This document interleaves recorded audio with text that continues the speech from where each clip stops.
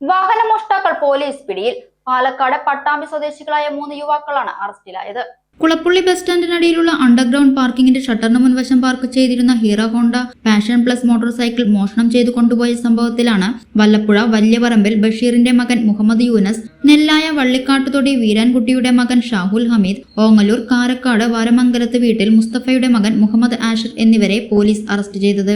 Shoranur police inspector Ravikumar, SI Mohandas, SI Anilkumar, senior civil police officer Sajeesh എന്നിവരോടൊപ്പം Shoranur DYSP Manoj കുമാറിന്റെ നേതൃത്വത്തിലുള്ള സബ് ഡിവിഷൻ ക്രൈം സ്ക്വാഡും ചേർന്നാണ് പ്രതികളെ പിടികൂടിയത്. പ്രതികൾ സമാനമായ രീതിയിൽ മറ്റു മോഷണങ്ങളും നടത്തിയിട്ടുണ്ടെന്ന് പോലീസ് സംശയിക്കുന്നു.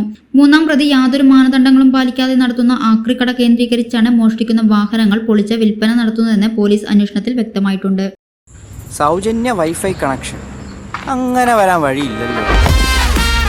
ഫ്രീ മോഡം ഇൻസ്റ്റലേഷൻ ചുമ്മാ. സത്യാടോ, എന്റെ വീട്ടിൽ ഈ കണക്ഷനാ. തന്നെയും വിശ്വാസമില്ല. അല്ല, കേരള വിഷൻ. കേരള വിഷനിലേക്ക് സ്വാഗതം. ഇപ്പോൾ വൈഫൈ കണക്ഷൻ എടുക്കാം ഫ്രീ ആയി.